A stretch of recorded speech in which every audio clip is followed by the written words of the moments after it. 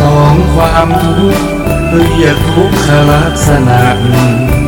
ทุกจริงจริงนะหรือทุกครั้งนั้นแหละนะสภาพไม่คงที่เปลี่ยนไปตลอดเวลาคิดไปคิดมากายารอท่าแต่ทุก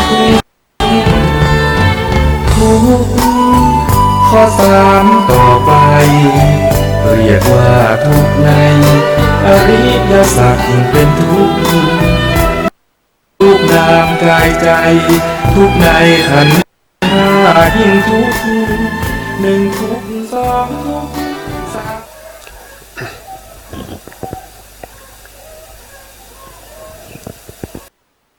อะระสัมมาสัมพุทโธภะคะวาพุทธังภะคะวันตังอะภิวาเทมิสวากาโตสังฆังนะมามินะโมตัสสะภะคะวะโตอะระหะโตสัมมาสัมพุทธัสสะนะโมตัสสะภะคะวะโตอะระหะโตสัมมาสัมพุทธัสสะนะโมตัสสะภะคะวะโตอะระหะโตสัมมาสัมพุทธัสสะสัมมาสัมพุทธัมมัตตุลังสัจจะธัมมกานุตตมังอาภิวาทิยาปัจเจสังอาภิธรรมมัตถาสังฆังตถาวุตตาภิธรรมมัตถาจตุตาปรมัตถโตจิตตังเจตสิกังรูปังนิพพานามิติสัพพทา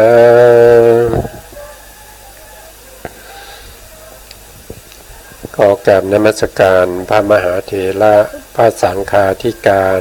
พระเถรานุเถระและขอสวัสดีท่านผู้ฟังและผู้ชมทุกท่านที่ติดตามในรายการพระไตรปิฎกลอยฟ้าในเนื้อหาของพระอภิธรรมครั้งนี้ก็เป็นครั้งที่13ในเรื่องของนิพพานปรมัตถ์ซึ่งอยู่ในปริเฉดที่6นะครับนิพพานปรมัตถ์นิพพานเป็นสภาวธรรมอย่างหนึ่งที่เราสามารถจะเข้าถึงได้นิพพานเนี่ยเป็นสภาวะของนามธรรมนะครับเป็นสภาวะของนามธรรมนิพพานไม่ใช่รูปธรรมนะนิพพานนี่เป็นสภาวะนามธรรมแต่นิพพานนี่เป็นสภาวะ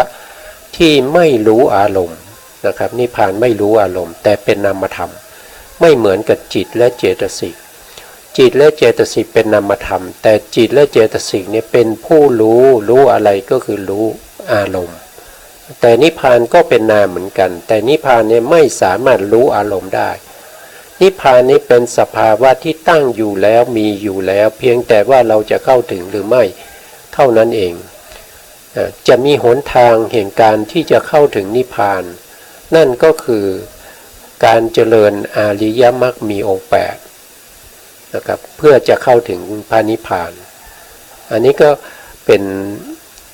รายละเอียดนะครับรายละเอียดที่ย่อๆนะครับครั้งที่แล้วผมก็กับคุณอาทิตย์เนี่ยก็ได้พูดถึงในเรื่องของอนุสัยซึ่งอนุสัยนี่เป็นกิเลสที่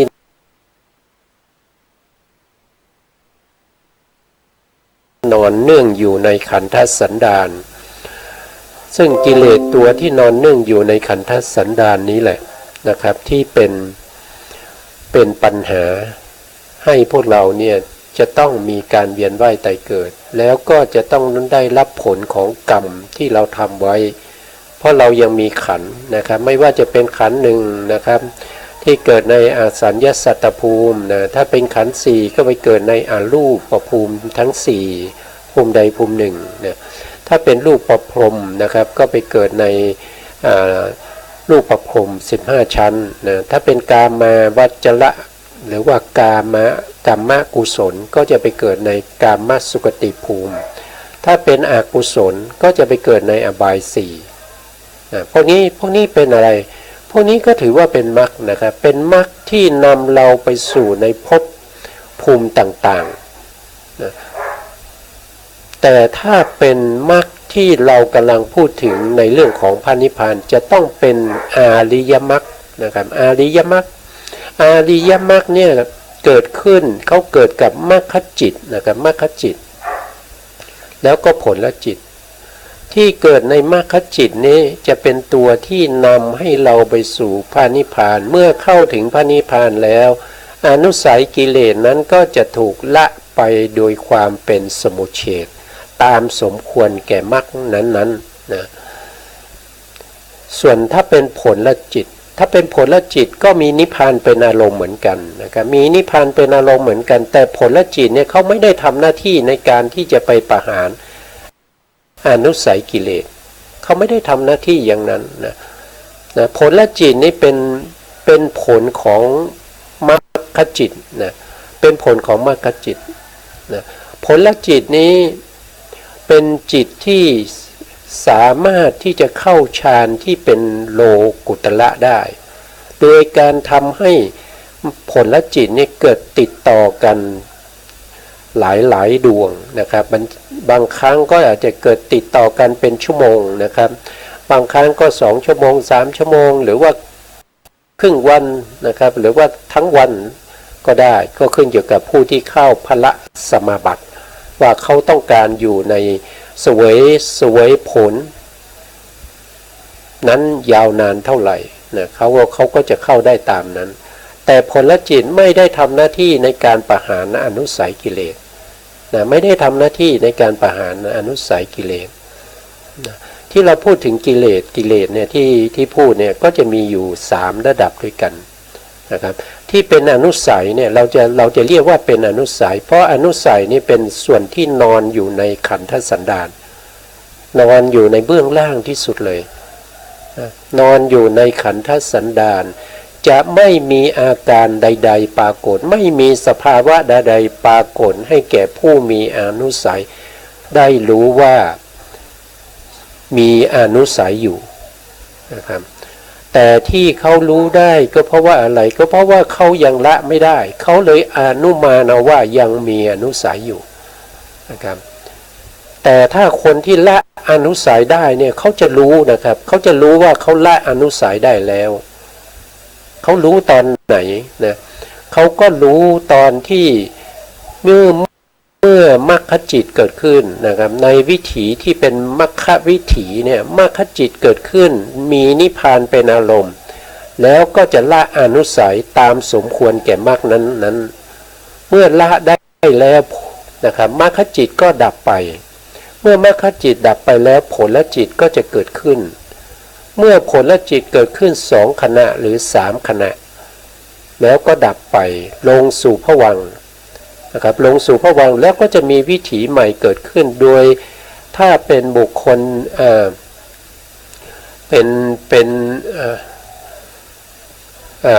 ไม่ว่าจะเป็นโสดาบันนะครับสกทาคามีอนาคามีหรือพระอรหันต์ก็ตามนะครับ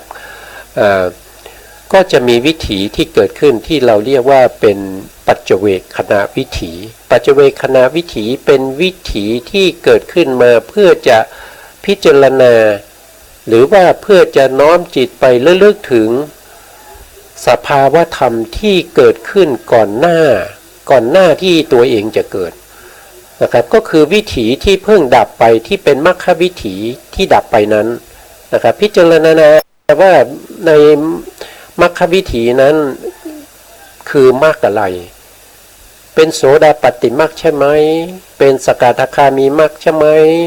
เป็นอนาคามีมรรคใช่ไหมเป็นอรหันตมรรคใช่ไหม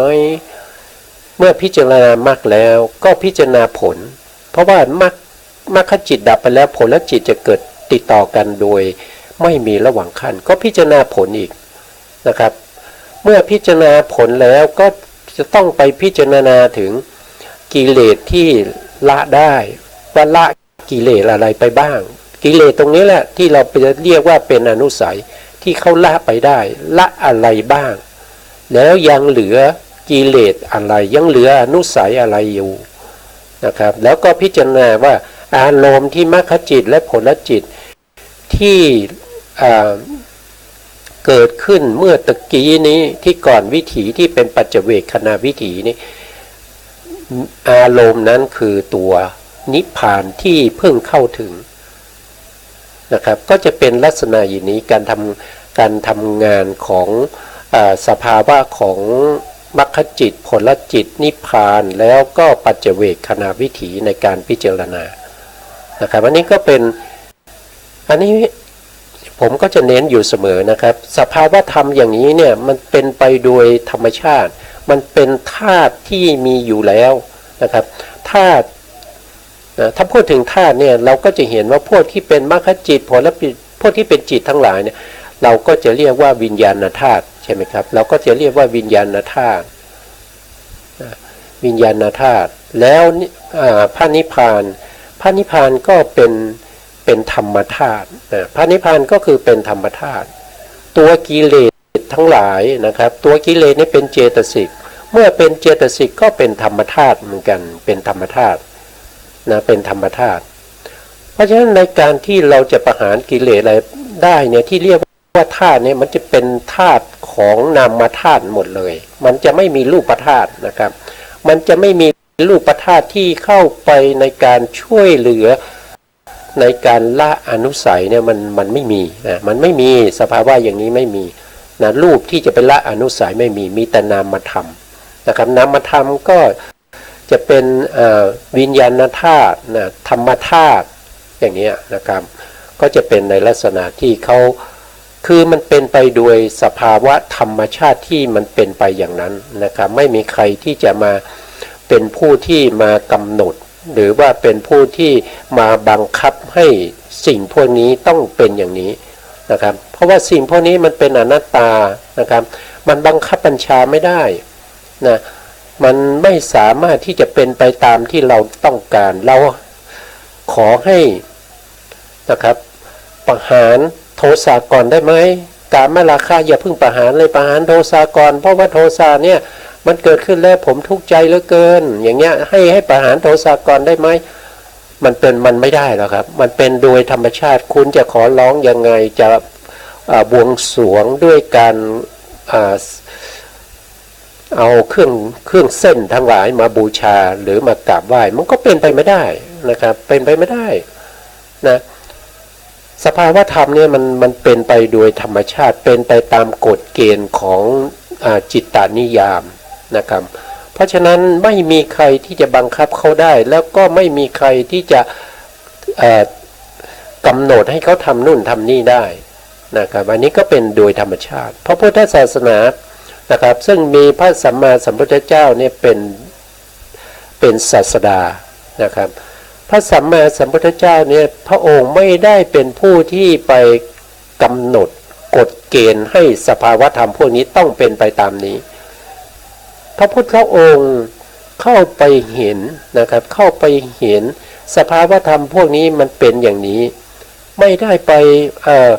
ย้ายตรงนั้นนะครับเติมตรงนี้เอาตัวนั้นออกพระพุทธองค์ไม่ได้ทำอย่างนั้นพระพุทธองค์เพียงแต่เข้าไปเห็นแล้วพระพุทธองค์ก็นำเอาเขาเรียกว่าเป็นสมมุติสัจจะนะครับเป็นนามะ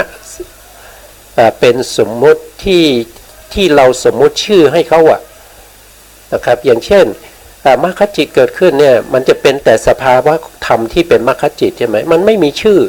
นะครับพระพุทธองค์ก็ใส่ชื่อเข้าไปนะสภาวะธรรมที่เป็นมรรคนะครับเป็นมรรคจิตนะครับแล้วก็เป็น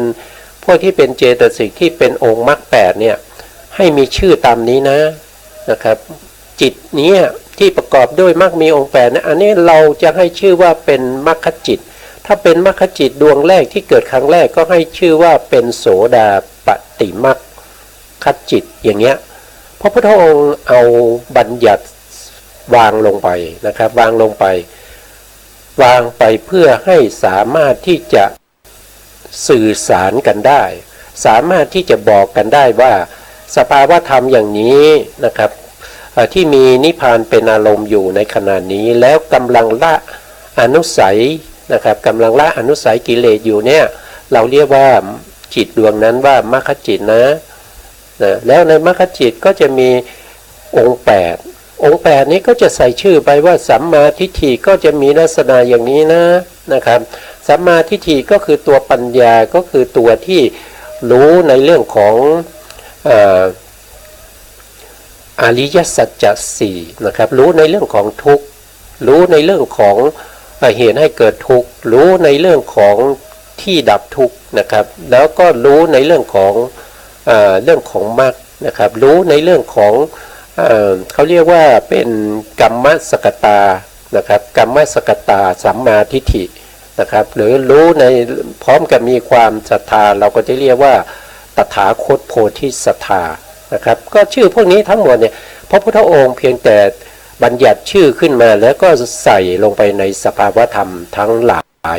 ที่เขาเกิดอยู่แล้วโดยธรรมชาติอันนี้ก็เป็นสัจจะเป็นความจริงนะครับพระพุทธองค์ได้แสดงไว้ในธรรมนิยามสูตรนะครับว่าธาตุทั้งหลายมันมีอยู่แล้วโดยธรรมชาตินะครับไม่ได้มีใครมาเป็นผู้สร้างไม่ได้มีใครมาเป็นผู้จำกัดหรือว่าเป็นผู้จัดการให้ธาตุเหล่านี้ทำงานไปตามนี้ไม่มีสภาวะธรรมเหล่านี้เป็นธาตุที่มีอยู่แล้วโดยธรรมชาตินะครับถ้าในบทสวดเราก็มีนะครับธรรมนิยามนะครับธรรมนิยามนะครับในพระสูตรก็มีไปศึกษาได้นะครับพระพุทธองค์ไม่ได้บอกว่าสิ่งพวกนี้พระพุทธองค์เป็นผู้สร้างขึ้นมาไม่พระพุทธองค์ปฏิเสธเลยนะครับปฏิเสธเลยว่าไม่ได้สร้างขึ้นมาเพียงแต่เอาชื่อไปใส่เท่านั้นเองให้รู้ว่าสิ่งพวกนี้ชื่อนี้นะให้สื่อสารกันได้แล้วก็เมื่อสื่อสารกันได้พระพุทธองค์ก็นำสิ่งพวกนี้มาเปิดเผยนะครับมาบอกมากล่าวให้พวกเราเนี่ยได้รับทราบนะครับให้ได้รับทราบตามสภาวะธรรมนั้นๆนะอย่างเช่นเวทนาถ้าไม่มีชื่อจะสื่อสารกันได้ยังไงนะครับผมกำลังมีความทุกข์เนี่ยเวทนาใช่ไหมครับผมกำลังมีความถ้าไม่มีคำว่าทุกข์และไม่มีคำว่าเวทนาแต่สภาวะของความทุกข์มีอยู่แล้วเราจะสื่อสารได้ยังไงให้เขารู้ว่าตอนนี้ผมกำลังมีทุกขเวทนาสุขเวทนาจะบอกเขาได้อย่างไรนะครับบอกเขาไม่ได้ถ้าไม่มีชื่อนะเพราะฉะนั้นการเติมเขาเรียกว่าเป็นสมมติสัจจะนะครับสมมติสัจจะที่พระพุทธองค์ทรงตรัสรู้พร้อมกับสภาวธรรมที่เป็นธาตุที่มีอยู่แล้วโดยธรรมชาติพวกนี้นะครับจึงสามารถที่จะทำให้เราเนี่ยได้ศึกษาเล่าเรียนได้เข้าใจในสภาวธรรมเหล่านั้นนะครับอันนี้เป็นสัจธรรมแล้วก็เป็นความจริงที่ใครๆก็พิสูจน์ได้ใครๆก็สามารถที่จะเข้าไปถึงได้นะครับสามารถที่จะเข้าไปดูได้นะครับก็พระพุทธศาสนาก็ท่านก็ได้เชื้อเชิญนะครับให้พวกเราเนี่ยเข้าไปดูได้นะครับให้เข้าไปดูสภาวธรรมพวกนี้ได้นะครับเข้าไปยังไงก็มีวิธีปฏิบัติให้อยู่แล้วนะให้อยู่แล้วให้พวกเราเข้าถึงนะครับนะเป็นธรรมที่ควรเรียกผู้อื่นมาดูเถิดเนี่ยในสังขานุสติที่เราสวดทุกวันนะครับก็จะมีว่านะครับเชิญพวกเราทั้งหลายที่อยากรู้อยากเห็นเนี่ยเข้าไปดูได้นะก็จะมีอยู่นะครับทีนี้เราศึกษาในเรื่องของนิวรณ์มาก็พอสมควรแล้วนะครับนิวรณ์เขาเป็นสภาวะที่นอนเนื่องนอนตามนอนเนื่องก็ได้นอนตามก็ได้นะครับนอนเนื่องหรือนอนตามในเวทนาต่างๆแล้วก็ในภพภูมิต่างๆนะครับแล้วก็นิวรณ์ก็จะมีอยู่ทั้งหมด7นะครับมีนิวรณ์อยู่7นะ อันที่หนึ่งก็คือกามราคะนะครับกามราคาโทษทีไม่ใช่นิวรณ์ผมพูดผิดโทษทีนะครับนี่อนุสัยนะครับกามราคานุสัยนะครับนะโทษทีนะครับกามราคานุสัยนะข้อที่หนึ่งนะครับข้อที่สองปฏิคานุสัยนะข้อที่สามก็คือมานานุสัยนะข้อที่สี่ก็ทิฏฐานุสัยนะข้อที่ห้าก็จะเป็นอะไรวิจิกิจฉานุสัยนะแล้วก็พาข้อที่8ข้อที่6นะก็จะเป็น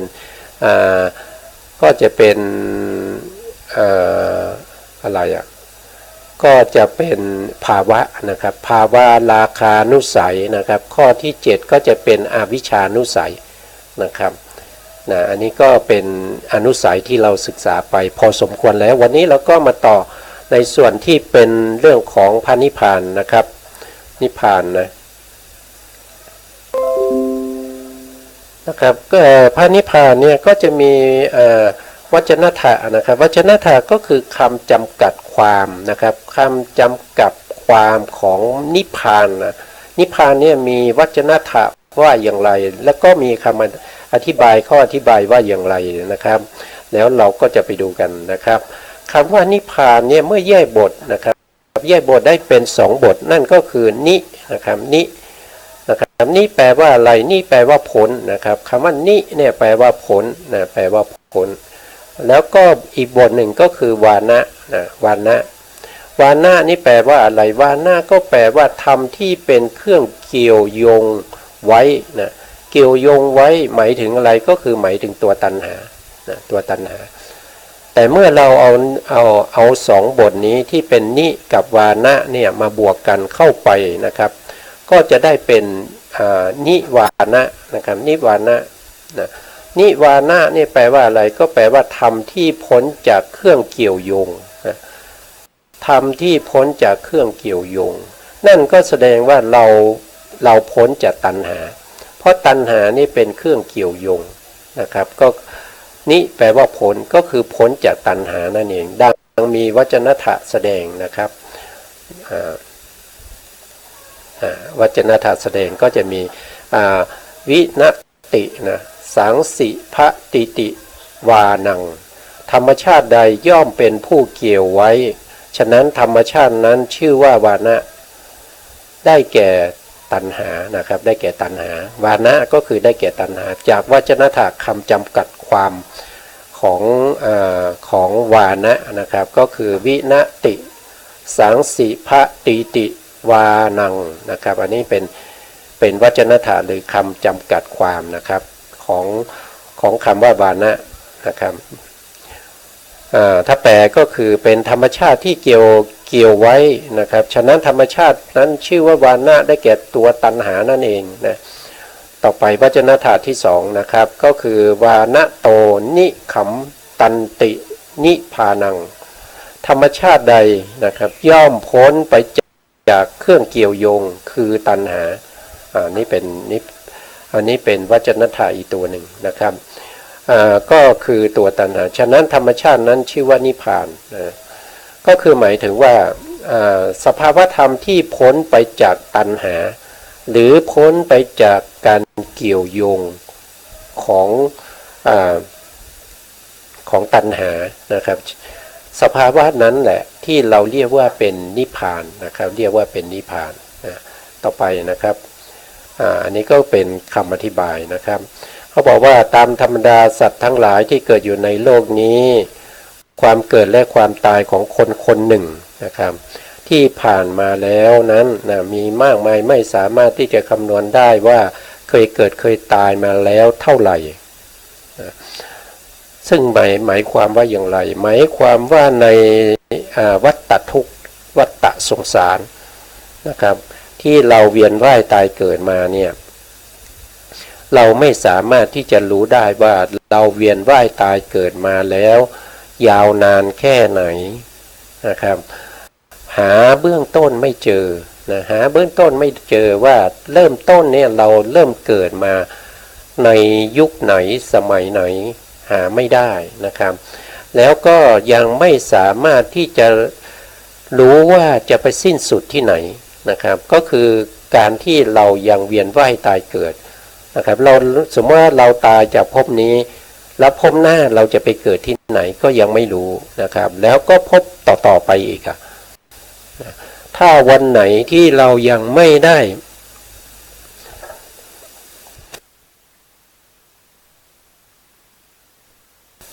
นะครับถ้าวันไหนที่เรายังไม่ได้ประหารอนุสัยกิเลสที่มันนอนเนื่องอยู่ในขันธสันดานของเราเนี่ยเราไม่มีโอกาสนะครับไม่มีโอกาสที่จะพ้นไปจากทุกข์ทั้งหลายที่เรียกว่าวัฏฏทุกข์นะครับความเกิดเป็นเหตุแห่งความทุกข์ทั้งหลายนะครับเมื่อเรามีการเกิดทุกข์ทั้งหลายก็จะตามมานะอันนี้เป็นสภาวะธรรมที่เป็นในภพนี้นะครับก็คือเรามีการเกิดเป็นครั้งแรกตรงที่ปฏิสนธิการใช่ไหมครับมีทั้งที่เป็นปฏิสนธิจิตก็เป็นทุกขสัตว์นะปฏิสนธิจิตเป็นทุกขสัตว์นะครับแล้วก็กรรมชรูปที่เกิดที่ปฏิสนธิจิตก็เป็นทุกขสัตว์นะแล้วก็ดำเนินไปในภพภูมินั้นนะครับตลอดอายุของภพภูมินั้นตั้งแต่แรกเกิดไปจนถึงตายพวกนี้เป็นอะไรก็คือเป็นความทุกข์มีความเกิดเป็นทุกข์มีความแก่เป็นทุกข์มีความเจ็บไข้เป็นทุกข์มีความตายเป็นทุกข์นะนอกจากทุกข์แล้วก็ไม่มีอะไรในภพหนึ่งนะครับมีแต่ทุกข์เท่านั้นนะที่กำลังเกิดขึ้นนะครับกำลังตั้งอยู่แล้วก็กำลังดับไปมันเป็นแต่ทุกข์เท่านั้นนะครับมีอะไรบ้างที่มันเป็นสุขนะครับมันเป็นสุขซึ่งที่เราชอบใจแล้วก็เราชอบใจอยู่ในความสุขนั้นไปตลอดมีไหมความสุขที่เกิดขึ้นหลังจากที่มีเหตุของการปฏิสนธิเป็นเหตุแล้วนะครับความสุขที่เกิดขึ้นมันก็เป็นความสุขแค่ชั่วครั้งชั่วคราวความสุขจริงๆก็เป็นทุกขสัตว์เพราะอะไรเพราะว่าความสุขมันก็ทนอยู่มันจำเป็นที่จะต้องทนอยู่ในสภาวะของความเป็นสุขแต่มันทนอยู่ไม่ได้นะมันต้องดับไปโดยธรรมชาติของมันอยู่แล้วนะครับเพราะฉะนั้นความสุขก็จึงจัดเป็นทุกขสัตว์ด้วยนะครับเมื่อเราพิจารณาอย่างนี้แล้วเนี่ยเราก็จะเห็นว่ามันเป็นทุกข์จริงๆนะครับมันเป็นทุกข์จริงๆมันไม่ได้เป็นสุขเลยนะครับถ้าเรามีการเกิดเนี่ยมันจะเริ่มต้นของความสุขนะครับแล้วก็ตัวที่เกิดเนี่ยมันเป็นต้นของจิตมันเป็นเหตุในภพนี้แต่มันก็เป็นผลของเหตุในอดีตอีกนะครับมันคือเหตุกับผลเนี่ยมันจะโยงใยกันไปอย่างนี้มันจะหมุนเวียนกันไปอย่างเนี้ยนะครับเมื่อมีการกระทำในภพก่อนที่เราเรียกว่าเป็นกรรมใช่ไหมครับเมื่อเราทำแล้วก็ส่งผลให้เรามาเกิดในภพนี้นะครับมาเกิดในภพนี้พอมาเกิดในภพนี้ก็จะมีทั้งความทุกข์และก็ทำกรรมใหม่ด้วยนะเมื่อทำกรรมใหม่ก็จะส่งผลให้เราไปเกิดในภพใหม่ต่อไปมันก็จะหมุนเวียนอยู่อย่างนี้นะเพราะฉะนั้นมันหมุนเวียนมาแล้วมากน้อยแค่ไหนเนี่ยไม่มีใครที่จะสามารถจะบอกพวกเราได้ว่ามันเริ่มต้นมาจากไหนแล้วก็จะไปสิ้นสุดตรงไหนนะครับอันนี้ก็เป็นตัวที่พาเราไปนะครับก็คือตัวตัณหานะครับคือตัวตัณหาเพราะว่าเราอาศัยตัวตัณหานะครับตัวตัณหาตัวนี้นะครับเป็นตัวที่พาเราไป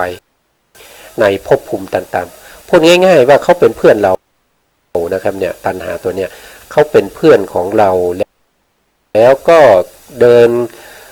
คอเคียนะครับจุงมือนะครับกอดคอ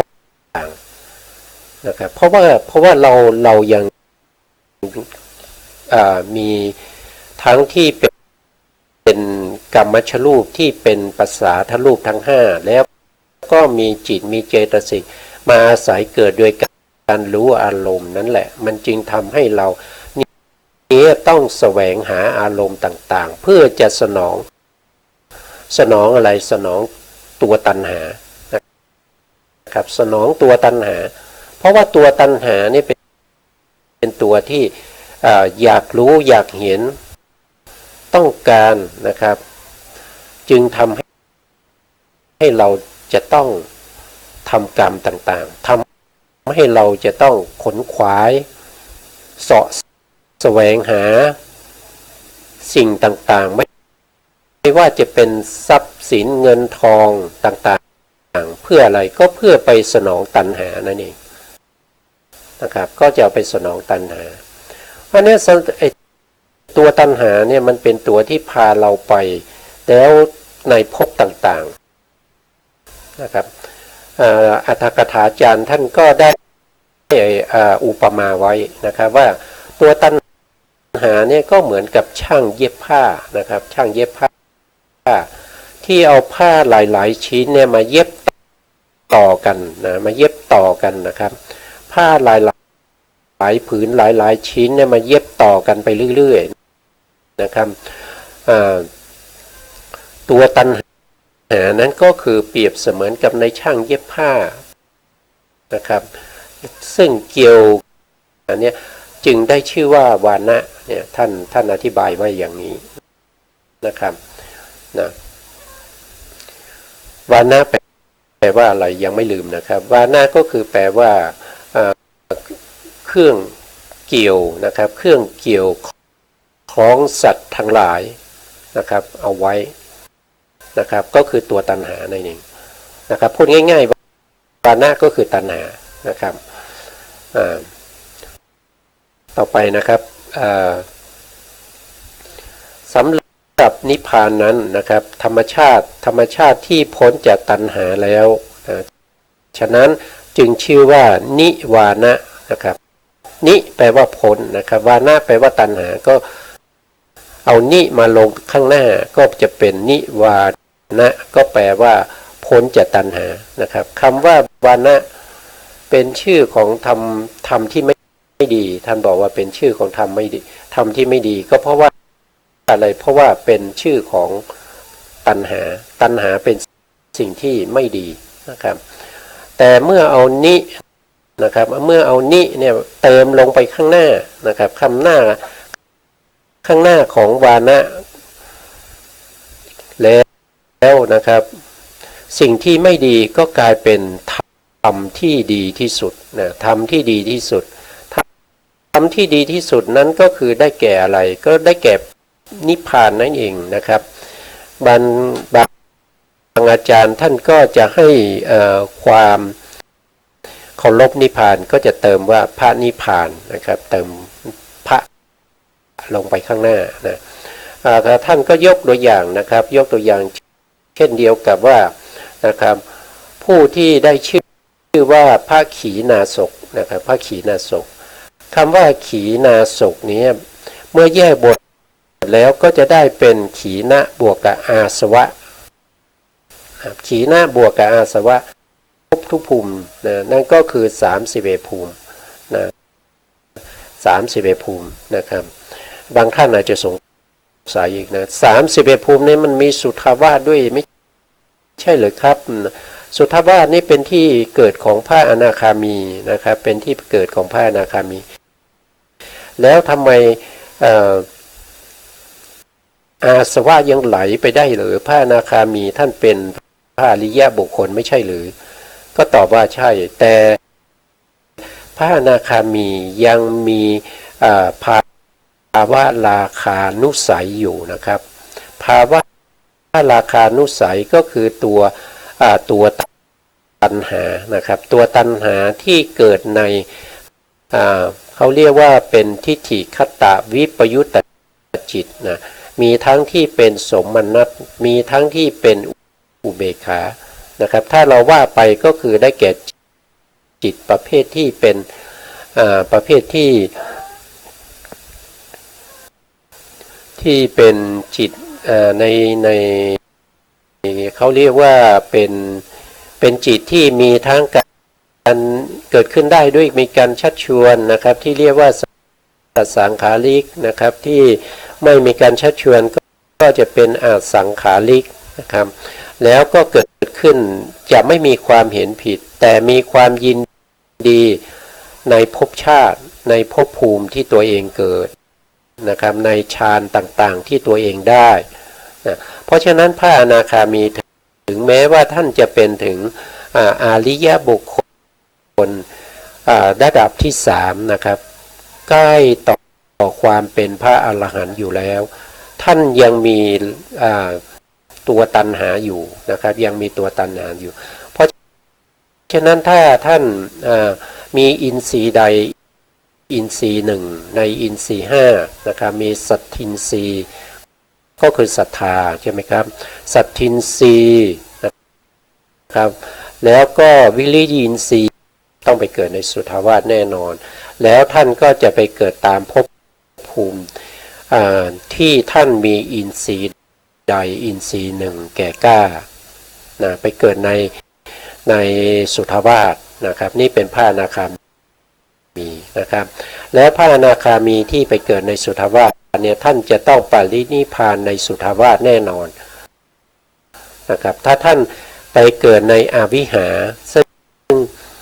อวิหาเนี่ยเป็นสุทธาวาสที่ต่ำที่สุดนะครับที่บุคคลที่จะ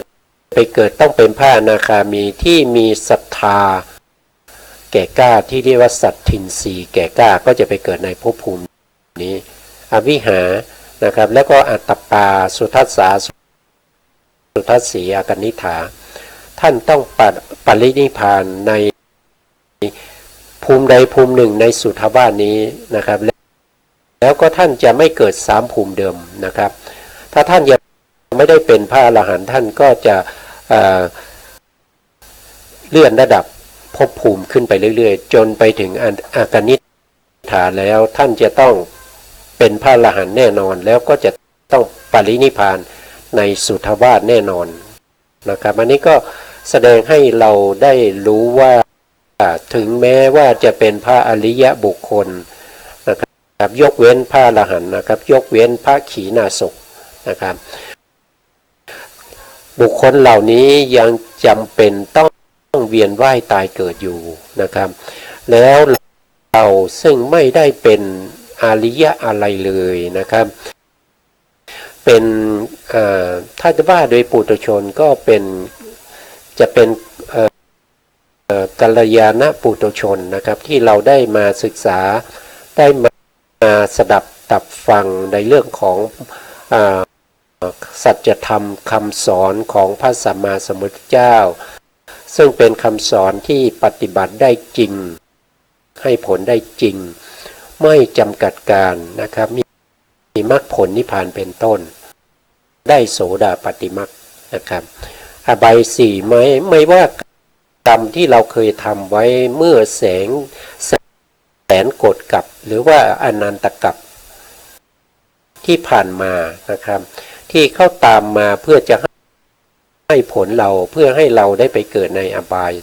สมกับกรรมที่เราเคยทำไว้ในอดีตแต่ว่าภพนี้เรามาปฏิบัติธรรมได้เป็นโสดาบันแล้วกรรมเหล่านั้นที่จะนำไปเกิดในอบายก็จะถือว่าเป็นอโหสิกรรมไปนะครับจะไม่มีโอกาสให้ผลแล้วนะแต่ส่วนที่กรรมที่เป็นอกุศลที่เขาจะให้ผลในประวัติการยังมีอยู่นะครับยังสามารถที่จะให้ผลเราได้ในประวัติการได้อยู่แต่ไม่สามารถนำไปเกิดในอบายได้นะครับอันนี้ก็จะเป็นการที่พูดถึงเรื่องของอาสวะนะครับอาสวะเป็นธรรมที่ไหลไปใน31ภูมิคำว่าไหลไปเนี่ยมันไม่ได้หมายมันคือเป็นคำอุปมาอุปไมยนะครับเปรียบเทียบให้เราได้รู้ว่าเหมือนกับว่าเราไหลไปตามน้ำนะครับจริงๆมันไม่ใช่อย่างนั้นนะครับ แต่ถ้าพูดโดยตรงๆนะครับก็คือเราไปตามกรรมนั้นเราทำไว้แล้วในอดีตนะครับในอดีตที่เราทำไว้แล้วกรรมนั้นก็จะเป็นตัวที่พาเราไปในภพภูมิต่างๆตามสมควรแก่คุณสมบัตินะครับหรือว่าวุฒิต่างๆของเรานะครับคุณพ้นไปจากวัฏสงสารนะครับเขาก็จะมีอุปนิสัยอย่างนั้นเพราะฉะนั้นการมีอุปนิสัยอย่างนั้นไม่มีโอกาสที่จะพ้นไปจากการเวียนว่ายตายเกิดได้นะครับการที่เขาไม่รู้นี่แหละเป็นเรื่องที่สำคัญนะครับจึงทำให้เขาจะต้องเวียนว่ายไปอยู่เรื่อยๆนะแต่ถ้าเขารู้เขาสามารถที่จะแก้ไขได้นะครับอย่างเช่นเราศึกษาในเรื่องของที่เราศึกษามาในเรื่องของอนุสัยเนี่ยนะครับถ้าเราไม่รู้เราก็จะไปละมันได้อย่างไรนะเมื่อเรารู้เราถึงจะละมันได้ว่ามันนอนนึ่งเนี่ยมันนอนนึ่งที่ไหนนะครับมันนอนตามอะไรนะครับนอนตามเวทนาที่เป็นสุขเวทนานะครับเป็นทุกขเวทนาหรือว่าอุเบกขาเวทนาแล้วก็มันไปนอนอยู่ตามอยู่ในภพภูมิอะไรบ้างนะใน31ภูมิเนี่ยนะเรารู้เราถึงจะสามารถที่จะป้องกันได้นะครับป้องกันได้ไม่ให้มันเกิดขึ้นมานะครับมันจะนอนอยู่ในขันธสันดานเราไม่ให้มันเกิดขึ้นมามันก็จะไม่เกิดนะครับเพราะเรารู้ไงเพราะเรารู้ว่ามันจะเกิดได้ก็จะต้องมีอารมณ์ไปกระทบใช่ไหมครับมีอารมณ์ที่ไปกระทบที่เราเรียกว่าเป็นอารัมมณานุสัยนะอารัมมณานุสัยเมื่อเรากำจัดอารัมมณานุสัยได้นะครับให้ได้อนุสัยที่ให้ได้อารมณ์โทษทีให้ได้อารมณ์ที่เป็นไปเพื่อความสิ้นทุกข์นะครับเพื่อเข้าสู่ความเป็นอริยบุคคลนะนั่นก็คือการที่เราจะต้องประพฤติปฏิบัติแต่วันนี้เวลาหมดแล้วนะครับเวลาหมดอีกแล้วนะครับเพราะฉะนั้นก็ต้องเอาไว้แค่นี้ก่อนนะครับเพราะว่ามันเกินเวลานะครับ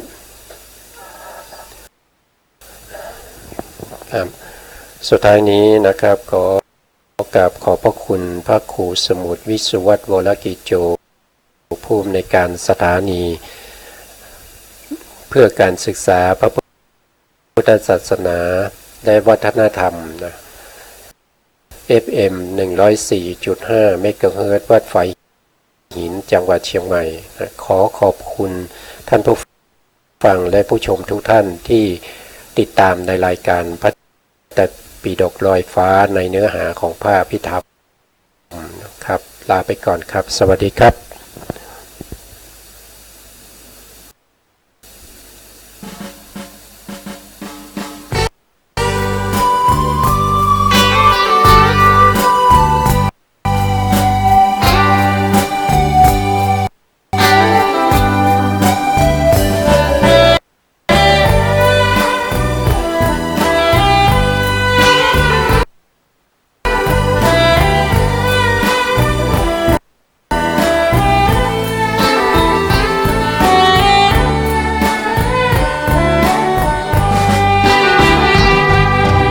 ทุกข์